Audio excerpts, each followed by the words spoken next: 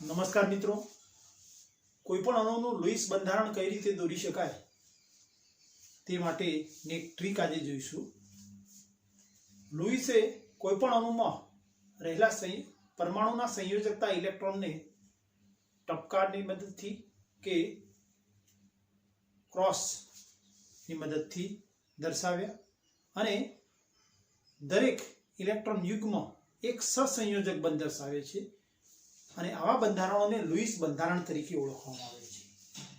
Louis બંધારણ દોરવા માટેના કેટલાક નિયમો સૌપ્રથમ જોઈ લઈએ. મોટા ભાગે કાર્બન, નાઇટ્રોજન,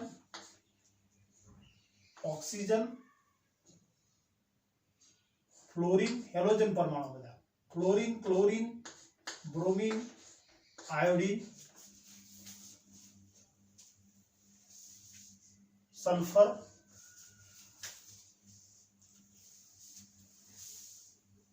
હાઇડ્રોજન, મોટે ભાગે આ પરમાણુઓ અણુની અંદર હોય છે. કાર્બનિક સંયોજનોમાં આ મોટા ભાગે અણુઓ હોય છે. હાઇડ્રોજન પરમાણુમાં સંયોજકતા ઇલેક્ટ્રોનની વાત કરીએ તો વેલેન્સ ઇલેક્ટ્રોન, હાઇડ્રોજનમાં એક સંયોજકતા ઇલેક્ટ્રોન, કાર્બનની અંદર 4 સંયોજકતા ઇલેક્ટ્રોન, નાઇટ્રોજનમાં 5, ઓક્સિજન અને સલ્ફરની અંદર 6 સંયોજકતા ઇલેક્ટ્રોન, હેલોજન સમૂહના તત્વોની અંદર 7 સંયોજકતા ઇલેક્ટ્રોન હોય છે. આમ સૌપ્રથમ કોઈપણ પરમાણુના સંયોજકતા ઇલેક્ટ્રોનની જાણકારી હોવી જરૂરી છે. ત્યારબાદ હાઇડ્રોજન પરમાણુ એ પ્રથમ આવર્તનું તત્વ છે.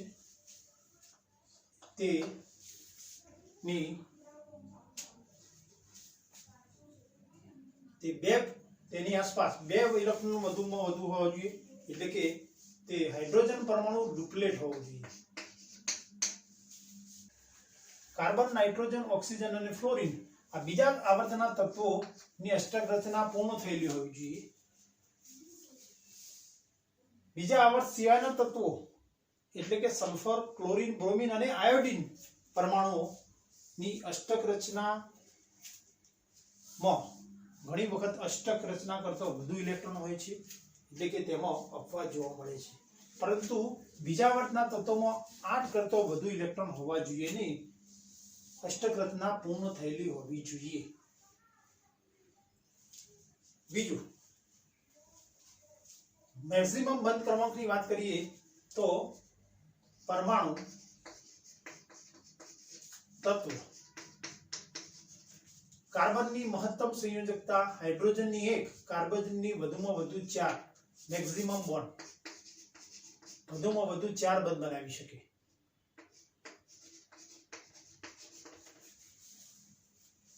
નાઇટ્રોજન 4, ઓક્સિજન પરમાણુ વધુમાં વધુ 2 બંધ બનાવી શકે. સલ્ફર 6 બોન્ડ અને ક્લોરીન સિવાયના હેલોજન પરમાણુ એ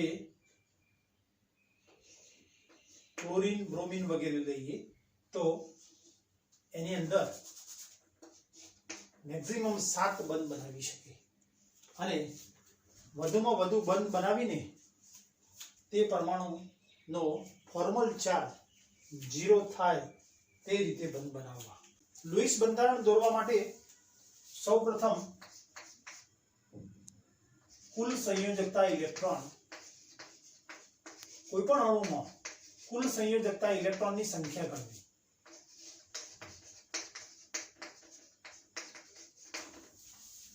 કુલ સંયોજકતા ઇલેક્ટ્રોનની સંખ્યા ગણ્યા બાદ અણુમાં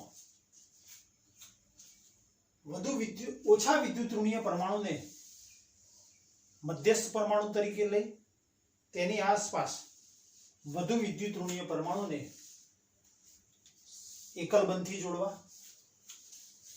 એટલે કે તેની અંદર મોટા ભાગે જે પરમાણુની સંખ્યા ઓછી હોય બીજા અર્થમાં તેવા પરમાણુને एकल बंध तरीके केंद्रीय परमाणु तरीके लेवा અને વધુ સંખ્યામાં પરમાણુ ધરાવતા પરમાણુઓને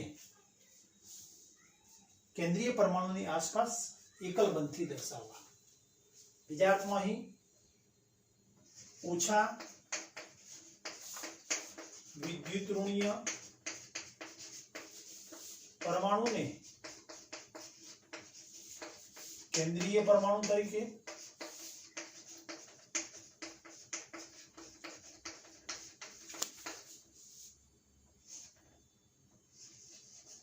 જ્યાં ઓછી સંખ્યાના પરમાણુને કેન્દ્રીય પરમાણુ તરીકે લઈ બાકીના પરમાણુઓને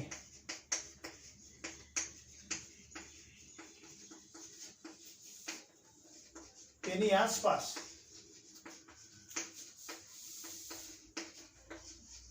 એકલ બંધ દ્વારા જોડવા, એકલ બંધથી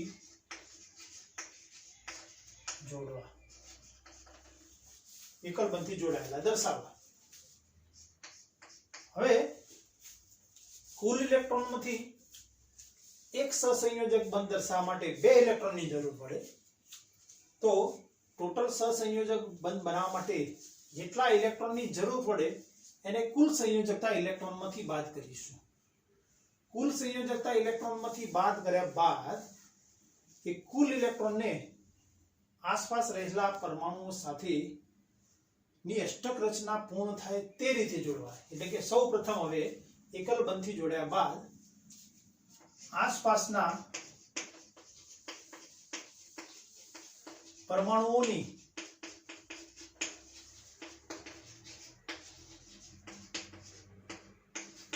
અષ્ટક રચના પૂર્ણ કરવી. હાઇડ્રોજન પરમાણુ હોય તો ડુપ્લેટ્સ હશે, એમાં અષ્ટક રચના પૂર્ણ કરવી નહીં. પરંતુ હાઇડ્રોજન સિવાયના પરમાણુ હોય તો એની અષ્ટક રચના અવશ્ય પૂર્ણ કરવી. આસપાસના પરમાણુની અષ્ટક રચના પૂર્ણ થયા બાદ કેન્દ્રીય પરમાણુ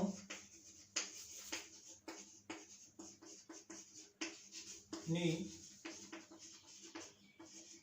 અષ્ટક રચના પૂર્ણ કરવી.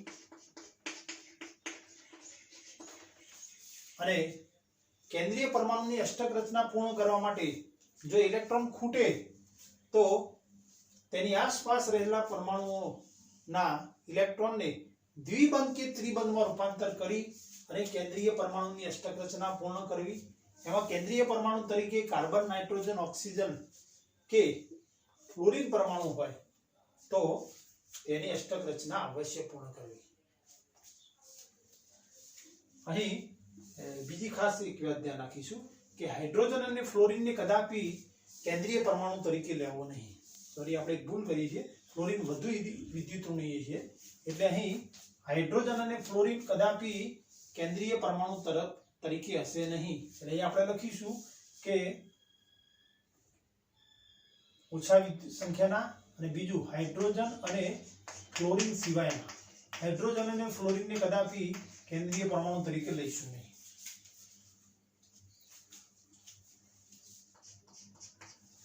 કેન્દ્રીય પરમાણુની અષ્ટક રચના પૂર્ણ કરવા માટે ખૂટતા ઇલેક્ટ્રોન ને માટે તેની આસપાસ ના પરમાણુઓના ઇલેક્ટ્રોનને દ્વિબંધ કે ત્રિબંધ માં ફેરવી અષ્ટક રચના પૂર્ણ કરવી.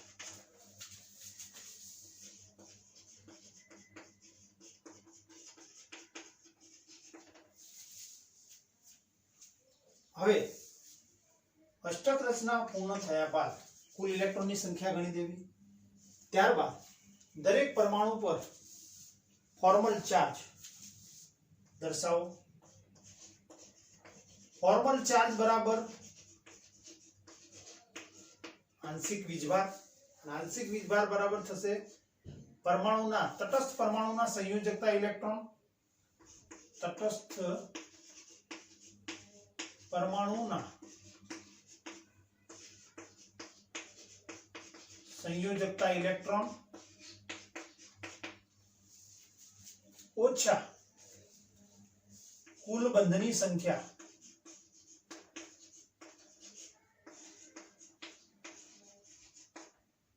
કુલ બંધની સંખ્યા ઓછા અબંધકારક ઇલેક્ટ્રોન ની સંખ્યા, અબંધકારક ઇલેક્ટ્રોન યુગ્મની સંખ્યા નહીં પરંતુ અબંધકારક ઇલેક્ટ્રોન ની કુલ સંખ્યા. એક ઇલેક્ટ્રોન યુગ્મ હોય તો બે ઇલેક્ટ્રોન, અબંધકારક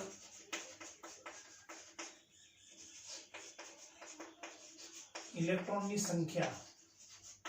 અને આ રીતે ફોર્મલ ચાર્જ દર્શાવો. ફોર્મલ ચાર્જ દર્શાવીએ ત્યારે નેટ ચાર્જ એ અણુના કુલ વીજભાર જેટલો થવો જોઈએ. આ ઉપરોક્ત હકીકતોને આધારે, નિયમોને આધારે આપણે જુદા જુદા અણુ માટે ના લુઈસ બંધારણ દોરીશું. સૌપ્રથમ કુલ ઇલેક્ટ્રોન ગણવા. કુલ ઇલેક્ટ્રોન સંયોજકતા ઇલેક્ટ્રોનની સંખ્યા ગણ્યા બાદ ઓછા વિદ્યુત ઋણીય પરમાણુ, જો અણુની અંદર બે કરતો વધુ પરમાણુ હોય તો ઓછી સંખ્યાના પરમાણુને કેન્દ્રીય પરમાણુ તરીકે લઈશું. હાઇડ્રોજન અને ફ્લોરિન પરમાણુને કદાપી કેન્દ્રીય પરમાણુ તરીકે લેવાના નથી. અને ત્યારબાદ બાકીના પરમાણુઓને એટલે કે વધુ વિદ્યુત ઋણીય પરમાણુને કેન્દ્રીય પરમાણુની આસપાસ એકલ બંધથી દર્શાવવા. ત્યારબાદ આસપાસના પરમાણુને સૌપ્રથમ અષ્ટક રચના પૂર્ણ કરવી. હાઇડ્રોજન પરમાણુ પ્રથમ તત્વનું છે, એમાં બે જ ઇલેક્ટ્રોન ડુપ્લેટ ધરાવે છે. ઓક્ટેટ રચના એની પૂર્ણ કરવી નહીં. આસપાસના પરમાણુની અષ્ટક રચના પૂર્ણ કર્યા બાદ કેન્દ્રીય પરમાણુની અષ્ટક રચના પૂર્ણ કરવા માટે જો પૂરતા ઇલેક્ટ્રોન હોય તો આસપાસના ઇલેક્ટ્રોનને દ્વિબંધ કે ત્રિબંધમાં રૂપાંતર કરવાની જરૂર નથી. પરંતુ જો કેન્દ્રીય પરમાણુના અષ્ટક રચના માટે ઇલેક્ટ્રોન ખૂટે તો આસપાસના પરમાણુને દ્વિબંધના ઇલેક્ટ્રોનને દ્વિબંધ કે ત્રિબંધમાં રૂપાંતર કરી કેન્દ્રીય પરમાણુની અષ્ટક રચના પૂર્ણ કરવી. એમાં સલ્ફર અને ફ્લોરિન સિવાયના હેલોજન પરમાણુઓ માટે ખાસ પેલી આગળ જે વાત કરીએ કે સલ્ફરમાં મેક્સિમમ બોન્ડ 6 અને હેલોજનની અંદર મેક્સિમમ બોન્ડ 7 ને ધ્યાનમાં રાખી વીજભાર ઓછામાં ઓછો થાય તે રીતે બંધ દર્શાવવા. ત્યારબાદ ફોર્મલ ચાર્જ દર્શાવો અને ફોર્મલ ચાર્જ દર્શાવવા માટે આ સૂત્રનો ઉપયોગ કરીશું. અને નેટ ચાર્જ એ અણુના કુલ ચાર્જ જેટલો થવો જોઈએ. સૌપ્રથમ સાદું ઉદાહરણ આપણે લઈએ કે CO carbon monoxide. Carbon monoxide માટે આપણે લુઈસ બંધારણ દોરવું છે. તો કાર્બનના સંયોજકતા ઇલેક્ટ્રોન 4, ઓક્સિજનના 6, ટોટલ 10 ઇલેક્ટ્રોન. આમ કુલ સંયોજકતા ઇલેક્ટ્રોન વેલેન્સ ઇલેક્ટ્રોન બરાબર થશે 10. બે પરમાણુ છે એટલે કાર્બન ઓક્સિજન સિંગલ બોન્ડ બતાવી દઈશું. 10 ઇલેક્ટ્રોનમાંથી 2 ઇલેક્ટ્રોન એ સહસંયોજક બંધ બનાવવામાં, કાર્બન ઓક્સિજન વચ્ચે બંધ બનાવવામાં વપરાઈ ગયું. હવે 8 ઇલેક્ટ્રોન બાકી રહ્યા. 8 ઇલેક્ટ્રોન બાકી રહ્યા. ઓછો વિદ્યુત ઋણીય પરમાણુ કાર્બન છે, વધુ વિદ્યુત ઋણીય ઓક્સિજન છે. તો સૌપ્રથમ વધુ વિદ્યુત ઋણીય ઓક્સિજન પરમાણુની અષ્ટક રચના પૂર્ણ કરીશું. ઓક્સિજન વધુમાં વધુ 2 બંધ બનાવી શકે. હવે ઓક્સિજનની અષ્ટક રચના પૂર્ણ કરવા માટે 2, 2 4, 2 6 અને 2 8 ઇલેક્ટ્રોન થાય. તો ટોટલ 8 અને 2 10. હવે કાર્બનના 2 ઇલેક્ટ્રોન વધશે. તો ટોટલ 8 ઇલેક્ટ્રોનમાંથી 6 ઇલેક્ટ્રોન ઓક્સિજન પરમાણુ પર અને 2 ઇલેક્ટ્રોન કાર્બન પરમાણુ પર દર્શાવીએ તો ઓક્સિજનના 2, 4, 6 અને 8 ઇલેક્ટ્રોન અષ્ટક રચના પૂર્ણ થાય છે. પરંતુ કાર્બનની અષ્ટક રચના જોઈએ તો 2 અને 2 4 અષ્ટક રચના પૂર્ણ થઈ નથી. જ્યારે કુલ સંયોજકતા ઇલેક્ટ્રોન 6, 8 અને 10 થઈ ગયેલ છે. એટલે આ બંધારણને સાચું બંધારણ કહી શકાય નહીં. તો હવે શું કરીશું કે કુલ સંયોજકતા ઇલેક્ટ્રોન એકલ બંધ બતાવી દીધો. વધુ વિદ્યુત પરમાણુની ઓક્સિજન ની અષ્ટક રચના પૂર્ણ કર્યા બાદ હવે કાર્બનની અષ્ટક રચના પૂર્ણ કરવા માટે બે ઇલેક્ટ્રોન હતા, તો 2 2 4 8 ઇલેક્ટ્રોન જોઈએ કે હજુ 4 ઇલેક્ટ્રોન ખૂટે છે. તો જે 4 ઇલેક્ટ્રોન ખૂટે છે એ 4 ઇલેક્ટ્રોન વધુ વિદ્યુત ઋણીય પરમાણુ પર રહેલા ઇલેક્ટ્રોનને દ્વિબંધ કે ત્રિબંધમાં ફેરવી અને પૂર્ણ કરવા. તો 4 ઇલેક્ટ્રોન પૂર્ણ કરવા માટે શું કરીશું કે આ બે જે ઇલેક્ટ્રોન હતા યુગ્મ એને શું કરીશું દ્વિબંધમાં પરિવર્તિત કરીશું એટલે ત્રિબંધ થશે એટલે કાર્બન ઓક્સિજન ત્રિબંધ. હવે જોઈએ તો 2 4 6 અને 8 કાર્બનની અષ્ટક રચના પૂર્ણ થયેલ છે. ઓક્સિજન પરમાણુ તો 2 4 6 અને 8 ઓક્સિજન પરમાણુ પર પણ અષ્ટક રચના પૂર્ણ થયેલ છે. હવે અહીં ટોટલ ઇલેક્ટ્રોન 2 4 6 8 અને 10 ઇલેક્ટ્રોન પણ થયેલ છે. હવે વીજભારની વાત કરીએ તો કાર્બન અને એના 6 ઇલેક્ટ્રોન ટોટલ, તો 2 2 4 2 ને 3 5 5 ઇલેક્ટ્રોન સંયોજકતા ઇલેક્ટ્રોન થાય છે. આના 4 એનો મતલબ અહીંયા કાર્બન થી ઓક્સિજન તરફ 1, કારણ કે ઓક્સિજનના 6 સંયોજકતા ઇલેક્ટ્રોન, તો 2 અહીં ભાગીદારીથી બંધ બનાવેલો ટોટલ જોઈએ અહીંયા 3 સહસંયોજક બંધ લઈએ તો શું થશે 3 ને 2 5 જ સંયોજકતા ઇલેક્ટ્રોન થાય. પણ 6 ઇલેક્ટ્રોન બતાવવા માટે આમાં 1 આમાં 1 2 2 2 4 અને એક સહસંયોજક બનશે એટલે ટોટલ 6 ઇલેક્ટ્રોન થાય. કાર્બનના 4 ઇલેક્ટ્રોન સંયોજકતા 2 અને 2 સહસંયોજક બંધ બનાવવો પડે એટલે ટોટલ 4 ઇલેક્ટ્રોન થયા. આમ ટ્રિપલ બોન્ડ પૈકી એક ઓક્સિજન થી કાર્બન તરફનો સવર્ત સહસંયોજક બનશે. આમ કાર્બન ઓક્સિજન ટ્રિપલ બોન્ડ છે. હવે ફોર્મલ ચાર્જ ગણીએ તો કાર્બનના સંયોજકતા ઇલેક્ટ્રોન કેટલા 4, કેટલા બંધ છે 3, ઇલેક્ટ્રોન કેટલા છે અબંધકારક ઇલેક્ટ્રોન ટોટલ 2, તો 4 - 5 એટલે એના ઉપર 4 - 3 એટલે -1 ચાર્જ હશે, ડેલ્ટા માઇનસ ચાર્જ. ઓક્સિજન પરમાણુ પર 6 સંયોજકતા ઇલેક્ટ્રોન, એમાંથી 3 બંધ અને 2 અબંધકારક ઇલેક્ટ્રોન 6 - 5 એટલે +1, 6 - 5 એટલે +1, તો ઓક્સિજન ઉપર પ્લસ વીજભાર આવશે. એક એકમ માઇનસ અને એક એકમ પ્લસ વીજભાર એટલે ઓવરઓલ વીજભાર થશે 0 એટલે કે અણુ ન્યુટ્રલ થશે. આમ કાર્બન ઓક્સિજન માટે આ રીતે એમાં એની લુઈસ બંધારણ થશે. તે જ રીતે કાર્બન ઓક્સાઇડ નું પણ આપણે દોરી શકીએ CO2 carbon dioxide CO2 સંયોજકતા electron 4, ઓક્સિજનના 6 દુ 12, 12 ને 4 16, કેન્દ્રીય પરમાણુ તરીકે કાર્બન ઓછા પરમાણુ છે, વધુ પરમાણુની સંખ્યા ઓક્સિજનની આસપાસ દર્શાવીશું. 16 માંથી 2 ને 2 4 ઇલેક્ટ્રોન એ બંધ બનાવવામાં પડી ગયા તો 12 ઇલેક્ટ્રોન વધ્યા.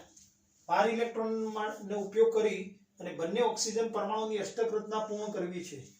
તો અષ્ટક રચના પૂર્ણ કરવા માટે 12 ઇલેક્ટ્રોન તો એક ઓક્સિજન ઉપર મૂકીએ 2 2 4 2 6 આની અષ્ટક રચના પૂર્ણ થઈ તો 16 માંથી આ 4 ઇલેક્ટ્રોન વપરાઈ ગયા તો 16 - 4 12, 12 માંથી પાછા 6 અહીંયા આવ્યા તો 6 ઇલેક્ટ્રોન રહ્યા. તો આ પ્રકારની રચના થાય. તો 2 4 6 8 10 12 14 16 ઇલેક્ટ્રોન ટોટલ થઈ ગયા. આસપાસના ઇલેક્ટ્રોન પરમાણુઓની અષ્ટક રચના પૂર્ણ થયેલ છે, પરંતુ કાર્બનની અષ્ટક રચના હજુ પૂર્ણ થયેલ નથી. કાર્બન પાસે 4 ઇલેક્ટ્રોન છે તો અષ્ટક રચના પૂર્ણ કરવા માટે 4 ઇલેક્ટ્રોન ખૂટે છે. પરિણામે દરેક પરમાણુ પરથી એક ઇલેક્ટ્રોન યુગ્મ નું દ્વિબંધમાં રૂપાંતર કરીએ તો હવે ટોટલ ઇલેક્ટ્રોન કેટલા થશે 2 4 6 8 10 12 14 અને 16. અષ્ટક રચના ઓક્સિજનની પૂર્ણ 2 4 6 અને 2 8, ઓક્સિજનની 2 4 6 અને 8, કાર્બન 2 4 6 અને 8. આમ બંનેની કાર્બન અને ઓક્સિજનની અષ્ટક રચના પૂર્ણ થાય છે ત્રણેય પરમાણુ માટે અને પરિણામે આ પ્રકારનું બંધારણ કાર્બન ડાયોક્સાઇડનું બંધારણ થશે. ઓક્સિજન વધુમાં વધુ 2 બંધ બનાવે, એકલ બંધ હોય તો એક એકમ ઋણ વીજભાર આવશે, ટ્રિપલ બોન્ડ હોય તો પોઝિટિવ ચાર્જ આવે. કાર્બન ઉપર વધુમાં વધુ 4 બોન્ડ, 4 હોય ત્યારે કોઈ પણ પ્રકારનો ચાર્જ નહીં, કારણ કે આપણે ફોર્મલ ચાર્જનો ઉપયોગ કરીએ તો એ પ્રકારે તમને ખબર પડશે. તો અહીં આ પ્રકારનું તટસ્થ બંધારણ થશે CO2. આ એ કાર્બન ડાયોક્સાઇડનું લુઈસ બંધારણ થશે. લુઈસ બંધારણનો ઉપયોગ એ સંસ્પંદન રચનાઓ દોરવામાં અને સંસ્પંદન રચનાઓ જે જુદી જુદી દોરીએ જેમાં પાઈ ઇલેક્ટ્રોનને અબંધકારક ઇલેક્ટ્રોન યુગ્મનું ડિલોકલાઇઝેશન થાય છે, અયુગ્મિત ઇલેક્ટ્રોનનું ડિલોકલાઇઝેશન થાય છે. એના આધારે સંકર સૂત્ર અને સંકર સૂત્ર એ વાસ્તવિક બંધારણ દર્શાવે છે. એટલે લુઈસ બંધારણો બહુ ઉપયોગી છે. લુઈસ બંધારણને આધારે જુદી જુદી સંસ્પંદન રચનાઓ અને સંસ્પંદન રચનાઓને આધારે બંધ ક્રમાંકની સંખ્યા આપણે ગણી શકીએ, નંબર, બોન્ડ ઓર્ડર અને બંધ લંબાઈ નક્કી કરવામાં પણ તે ઉપયોગી થશે. Carbon dioxide. ત્યારબાદ લઈએ આપણે O2. તો O2 માં ઓક્સિજન પરમાણુના 6, તો 6 દુ 12 સંયોજક વેલેન્સ ઇલેક્ટ્રોન, 12 વેલેન્સ ઇલેક્ટ્રોન. બે જ પરમાણુ છે, ઓક્સિજનના સિંગલ થી બતાવીએ. 12 માંથી 2 ઇલેક્ટ્રોન જતા રહ્યા, 10 ઇલેક્ટ્રોન. ઓક્સિજન પરમાણુની અષ્ટક રચના પૂર્ણ કરવા માટે 10 ઇલેક્ટ્રોનને બતાવીએ તો 2, 4, 6, 8 અને 10. તો એક ઓક્સિજનની અષ્ટક રચના પૂર્ણ થશે, બીજા ઓક્સિજન પરમાણુની અષ્ટક રચના પૂર્ણ થતી નથી. 2, 4 અને 6 ઇલેક્ટ્રોન છે, તો અષ્ટક રચના પૂર્ણ કરવા માટે હજુ 2 ઇલેક્ટ્રોન ખૂટે છે. તો આ ઓક્સિજન પરમાણુના 2 ઇલેક્ટ્રોનને આપણે દ્વિબંધમાં રૂપાંતર કરીએ તો આ પ્રકારની રચના થાય કે જેમાં અહીં એક ઇલેક્ટ્રોન યુગ્મને આપણે સિંગલ બોન્ડથી બતાવીએ છીએ. તો 2, 4, 6, 8, 10 અને 12 ટોટલ 12 ઇલેક્ટ્રોન બંને ઓક્સિજન પરમાણુની અષ્ટક રચના પૂર્ણ થયેલ છે. પરિણામે આ ઓક્સિજન O2 અણુનું એ લુઈસ બંધારણ થશે. O3 ozone. 6 તરી 18 વેલેન્સ ઇલેક્ટ્રોન થશે. ઓક્સિજન પરમાણુ 3 ઓક્સિજન પરમાણુ છે, તો ત્રણેયને આપણે આ રીતે જોડીએ આસપાસના, તો ટોટલ 2 બંધ બન્યા, 4 ઇલેક્ટ્રોન વપરાયા. 18 માંથી 4 ઇલેક્ટ્રોન જાય એટલે 14 ઇલેક્ટ્રોન, અને 14 ઇલેક્ટ્રોનનો ઉપયોગ કરી અને આસપાસના પરમાણુની સૌપ્રથમ અષ્ટક રચના પૂર્ણ કરીશું. તો 2, 2, 4, 2, 6, 2, 8 આ ઓક્સિજન પરમાણુની અષ્ટક રચના પૂર્ણ થશે. 2, 4, 6 અને 8. તો ટોટલ 14 ઇલેક્ટ્રોન બાકી હતા, એમાંથી આ બંનેની અષ્ટક રચના પૂર્ણ થઈ ગઈ. હવે તો 14 માંથી કેટલા ઇલેક્ટ્રોન વપરાયા? 2, 4, 6, 8, 10 અને 12. 14 માંથી 12 વપરાઈ ગયા. હવે 2 ઇલેક્ટ્રોન રહ્યા, તો 2 ઇલેક્ટ્રોન કેન્દ્રીય પરમાણુ પર મૂકીએ તો એના 2, 2, 4 અને 2, 6 અષ્ટક રચના પૂર્ણ થતી નથી. યાદ રાખવાનું, બીજા આવર્તના તત્વો કાર્બન, નાઇટ્રોજન, ઓક્સિજન અને ફ્લોરિનની અષ્ટક રચના અવશ્ય પૂર્ણ થવી જોઈએ. હવે અહીં અષ્ટક રચના માટે 2 ઇલેક્ટ્રોન ખૂટે છે, તો કોઈ પણ એક ઓક્સિજન પરમાણુના 2 ઇલેક્ટ્રોન નું દ્વિબંધમાં રૂપાંતર થશે અને પરિણામે હવે કુલ ઇલેક્ટ્રોન જોઈએ તો 2, 4, 6, 8, 10, 12, 14 અને 18 ઇલેક્ટ્રોન. 6 અને 2 8, 2 અને 6 8, 4, 6 અને 8 દરેક પરમાણુની અષ્ટક રચના પૂર્ણ થયેલ છે. ઓક્સિજન પરમાણુ પાસે ટોટલ કેટલા સંયોજકતા ઇલેક્ટ્રોન હોય? દરેક ઓક્સિજન પરમાણુ પાસે 6 સંયોજકતા ઇલેક્ટ્રોન. અહીં 2, 4 અને 6 સંયોજકતા ઇલેક્ટ્રોન છે. એનો મતલબ કે આ જે ઓક્સિજન પરમાણુ સાથે બંધ બન્યો એમાં બંને ઇલેક્ટ્રોન આ ઓક્સિજન પરમાણુના હશે, તો જ એની સંયોજકતા ઇલેક્ટ્રોન 6 થશે. આના 2, 2, 4 અને 2, 6 ઇલેક્ટ્રોન. આના 2, 4 અને આ સહસંયોજક બનાવવામાં 6 ઇલેક્ટ્રોન. આ ઓઝોનની અંદર 3 ઓક્સિજન પરમાણુઓ પૈકી 2 ઓક્સિજન પરમાણુ ડબલ બોન્ડથી અને બીજો ઓક્સિજન પરમાણુ એ સિંગલ બોન્ડથી જોડાયેલો છે, જે સવર્ત સહસંયોજક બનશે. અને એના આધારે આપણે વારાફરતી આનું ડબલ બોન્ડમાં અને આનું સવર્ત સહસંયોજક બંધમાં રૂપાંતર કરીએ તો 2 સંસ્પંદન રચનાઓ જોવા મળે. એટલે લુઈસ બંધારણને આધારે એનું વાસ્તવિક બંધારણ આપણે દોરી શકીએ. ત્યારબાદ નાઇટ્રિક ઓક્સાઇડ NO. નાઇટ્રોજનના 5, ઓક્સિજનના 6, ટોટલ 11 ઇલેક્ટ્રોન. કુલ સંયોજકતા ઇલેક્ટ્રોન 11 છે, એટલે કે તેની અંદર એક અયુગ્મિત ઇલેક્ટ્રોન હોવો જોઈએ. जो कुल इलेक्ट्रॉनની સંખ્યા બેકી સંખ્યામાં હોય તો અયુગ્મિત ઇલેક્ટ્રોન હશે નહીં, પરંતુ કુલ ઇલેક્ટ્રોનની સંખ્યા જો એકી સંખ્યામાં હોય તો અણુમાં અવશ્ય અયુગ્મિત ઇલેક્ટ્રોન હોવો જોઈએ। તો પરીક્ષામાં પૂછાય કે અયુગ્મિત ઇલેક્ટ્રોન હાજર હોય તેવા અણુનું બંધારણ શોધો, કયો અણુ છે। નીચે ઉદાહરણ તમને ઓપ્શન આપેલા હોય તો કુલ અયુગ્મિત ઇલેક્ટ્રોનની સંખ્યા અયુગ્મિત હોય તો તેમાં અયુગ્મિત ઇલેક્ટ્રોન અવશ્ય હોવો જોઈએ। तो नाइट्रोजन ऑक्सीजन बे परमाणु छे, બંને પરમાણુને સિંગલ બોન્ડથી બતાવીએ તો નાઇટ્રોજન ઓક્સિજન વચ્ચેનો બંધ 11 માંથી 2 ઇલેક્ટ્રોન સિંગલ બંધ બનાવવામાં વપરાયેલ છે, તો ટોટલ 9 ઇલેક્ટ્રોન વધ્યા। કાર્બન નાઇટ્રોજન ઓક્સિજન, નાઇટ્રોજન કરતો ઓક્સિજનની વિદ્યુત ઋણતા વધુ છે, વધુ વિદ્યુત ઋણીય પરમાણુ પર અષ્ટક રચના પૂર્ણ થાય તે રીતે 9 માંથી 6 ઇલેક્ટ્રોન મૂકીએ તો ઓક્સિજનની અષ્ટક રચના પૂર્ણ થશે। હવે 9 માંથી 6 ઇલેક્ટ્રોન મૂક્યા, 3 ઇલેક્ટ્રોન તો 2 અને 1 થી જો ઇલેક્ટ્રોન તો 2 4 અને 5 અષ્ટક રચના પૂર્ણ થતી નથી।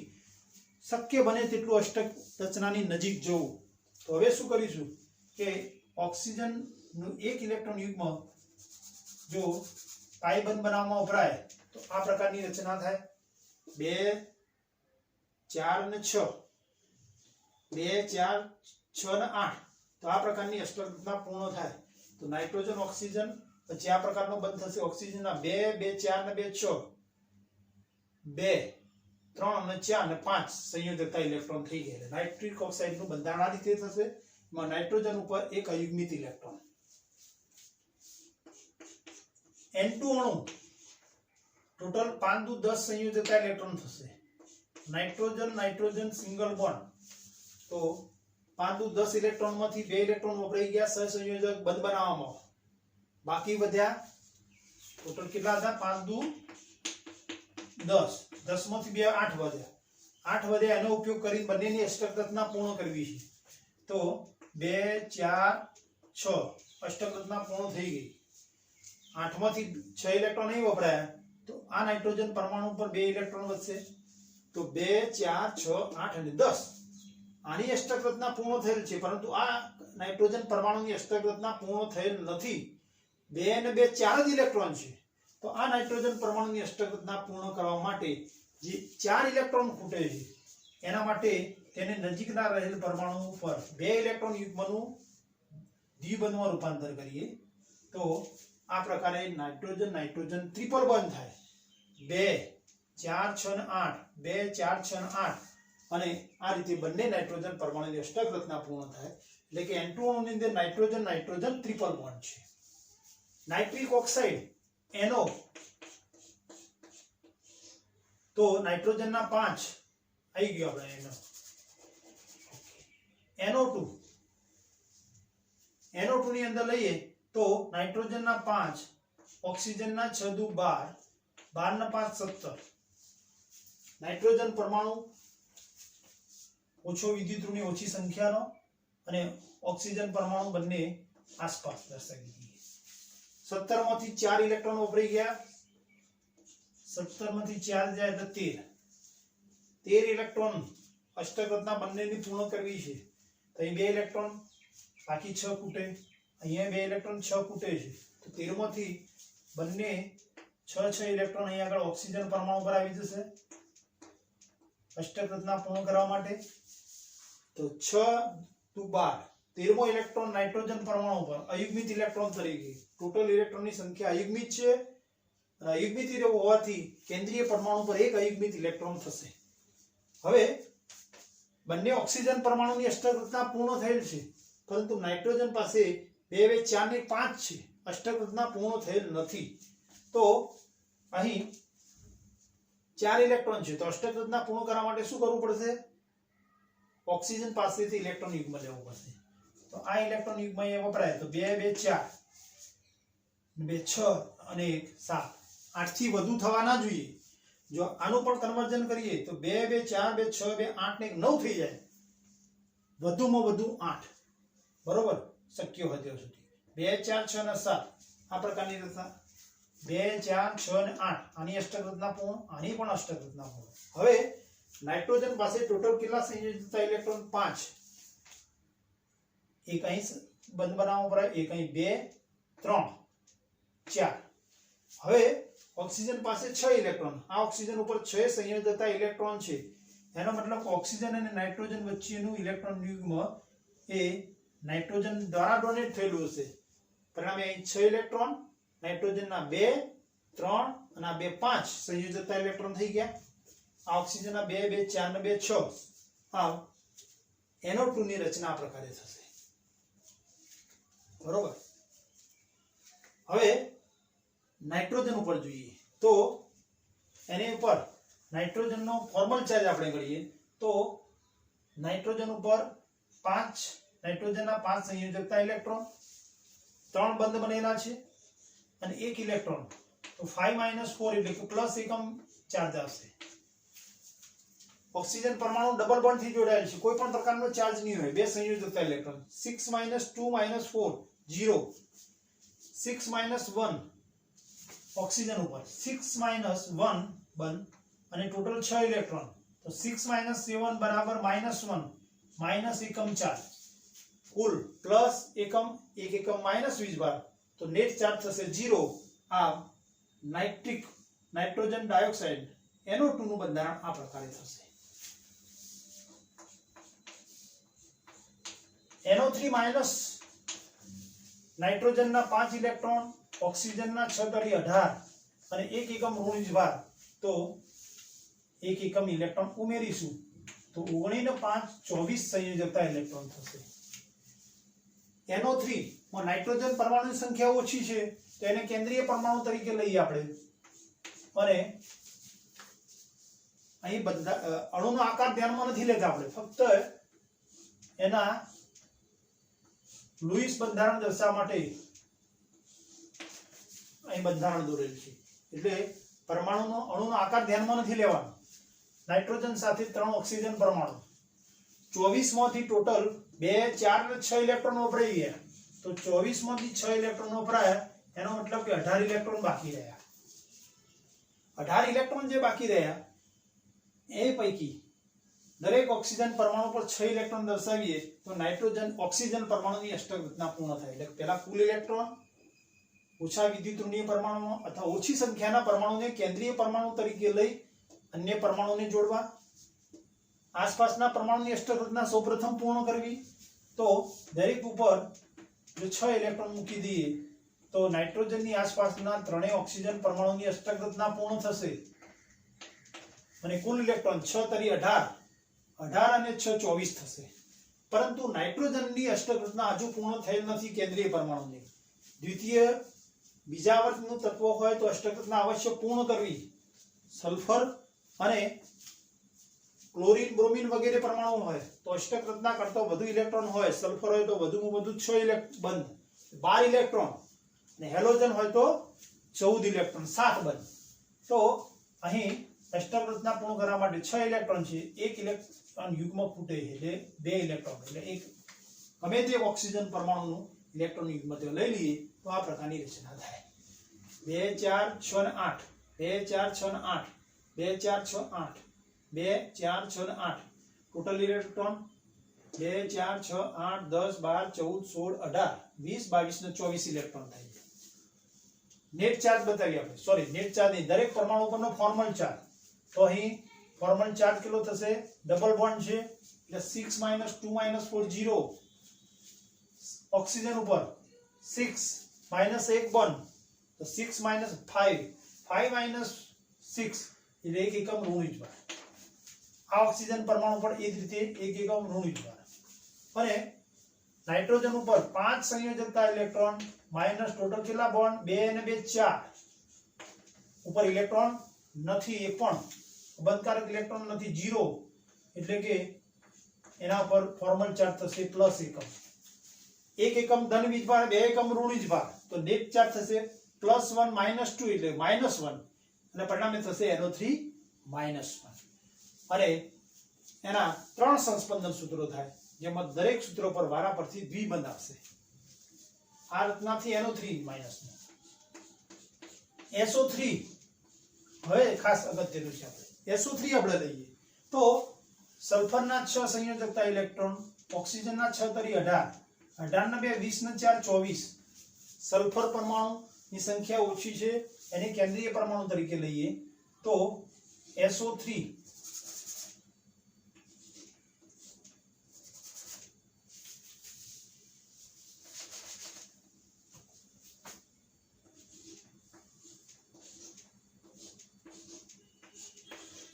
ઓકે 24 માંથી 1 2 અને 3 બંધ બનાવો એટલે ટોટલ 6 ઇલેક્ટ્રોન વપરાઈ ગયા 18 ઇલેક્ટ્રોન બાકી રહ્યા 18 ઇલેક્ટ્રોનને આસપાસના પરમાણુની અષ્ટક રચના પૂર્ણ કરવી છે તો દરેક ઉપર 6 ઇલેક્ટ્રોન મૂકી દઈએ તો ત્રણેય ઓક્સિજન પરમાણુની અષ્ટક રચના પૂર્ણ થશે અને ત્રણેય ઓક્સિજન પરમાણુની અષ્ટક રચના પૂર્ણ થાય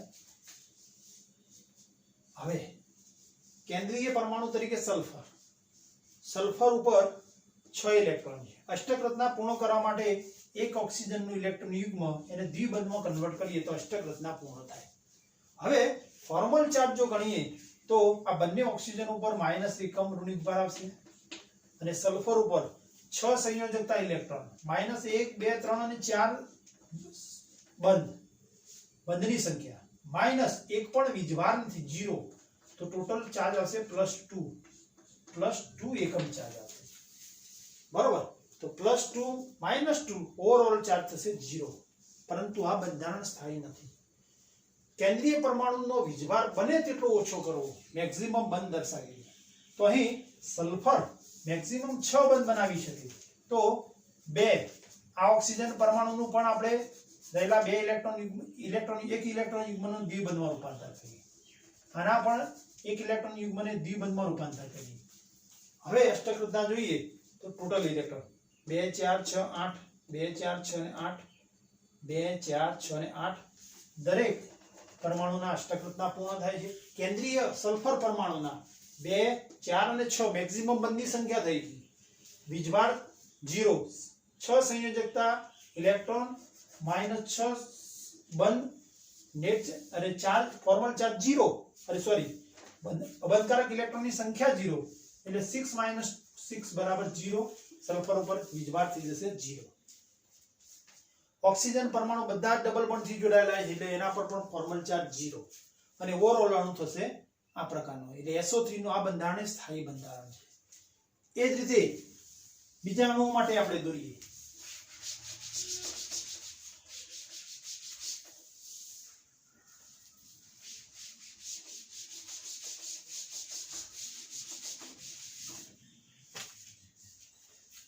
SO4 2-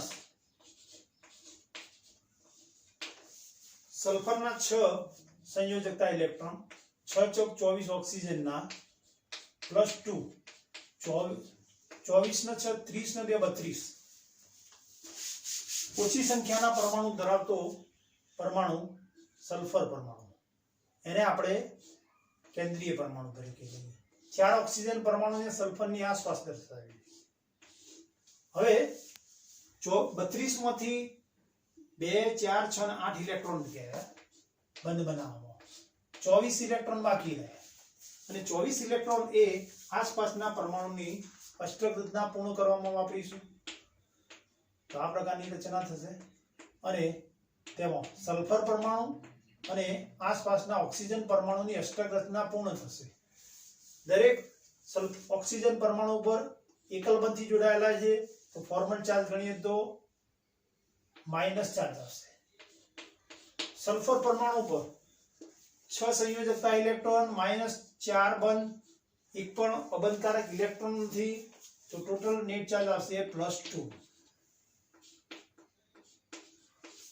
દરેક ઓક્સિજન પરમાણુ પર માઈનસ ઋણ ચાર્જ -1 એકમ તો -4 + 2 એટલે ટોટલ -2 થશે એટલે SO પર -2 થાય પરંતુ અગાઉ જણાવ્યા એ પ્રકારે સલ્ફર પરમાણુમાં મહત્તમ બંધની સંખ્યા 6 અને કેન્દ્રીય પરમાણુનો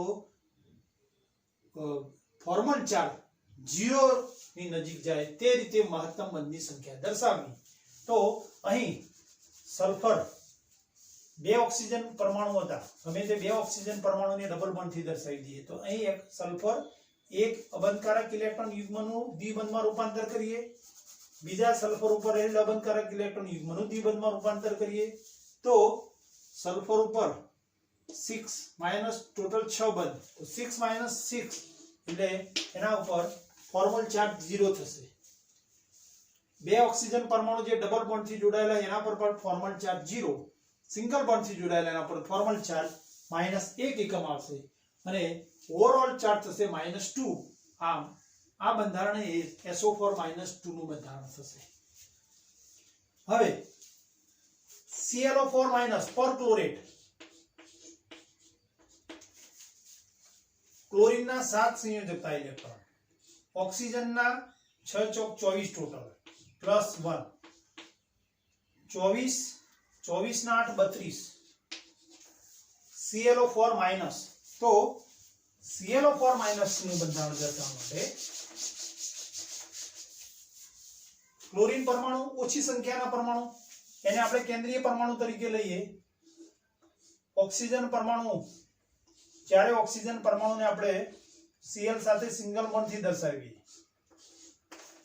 32 માંથી 4 ઓક્સિજન સાથે બંધ બન્યા એટલે 8 ઇલેક્ટ્રોન, ટોટલ વધ્યા 24 ઇલેક્ટ્રોન.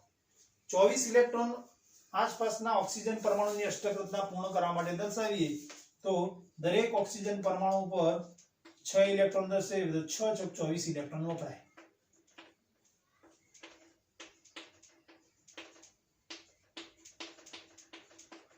બરોબર. દરેક ઓક્સિજન પરમાણુ પર 1 એકમ ઋણ ભાર આવશે. 6 6 દુ 12, 6 તરી 18, 6 ચોક 24, 24 ને 8 32 થાય. દરેક ઓક્સિજન ઉપર 1 એકમ ઋણ ભાર, formal charge. Chlorine formal charge ગણીએ તો સંયોજકતા ઇલેક્ટ્રોન 7, ટોટલ 4 બંધથી જોડાયેલો છે, એક પણ અબંધકારક ઇલેક્ટ્રોન નથી, તો ફોર્મલ ચાર્જ થશે +3. તો ક્લોરીન ઉપર ફોર્મલ ચાર્જ આવશે અહીંયા +3. સલ્ફર મેક્સિમમ 6 બંધ બનાવે, ક્લોરીન મેક્સિમમ 7 બંધ બનાવશે, તો અહીં જે ફોર્મલ ચાર્જ +7 હતો એ મેક્સિમમ બંધ બનાવીને ફોર્મલ ચાર્જ 0 ની નજીક લઈ જવો. તો હવે 3 બંધ બનાવીએ તો 6 - 7 - 7 0 થાય અને ટોટલ બંધની સંખ્યા 7 થઈ જાય. તો 3 ઓક્સિજન પરમાણુ પરથી 2 1 ઇલેક્ટ્રોન યુગ્મ લઈએ તો આ રીતે 3 ઓક્સિજન પરમાણુ સાથે ડબલ બોન્ડ થી જોડાશે. ડબલ બોન્ડ થી જોડાયેલા ઓક્સિજન પરમાણુ પર કોઈ પણ પ્રકારનો ફોર્મલ ચાર્જ નથી. એકલ બંધ થી જોડાયેલા ઓક્સિજન ઉપર 1 એકમ ઋણ ભાર. કેન્દ્રીય પરમાણુ ક્લોરીનનો ફોર્મલ ચાર્જ તો સંયોજકતા ઇલેક્ટ્રોન 7 -2 2 4 2 6 7 બંધ, એક પણ અબંધકારક ઇલેક્ટ્રોન નથી, 0 એટલે ફોર્મલ ચાર્જ 0 થશે અને નેટ ચાર્જ થશે -1. આમ ClO4- નું લુઈસ બંધારણ આ રીતે થશે. આ જ રીતે અન્ય અણુઓ માટે આ નિયમોનો ઉપયોગ કરી અને આપણે તેનું લુઈસ બંધારણ દર્શાવી શકીએ. Thank you for watching.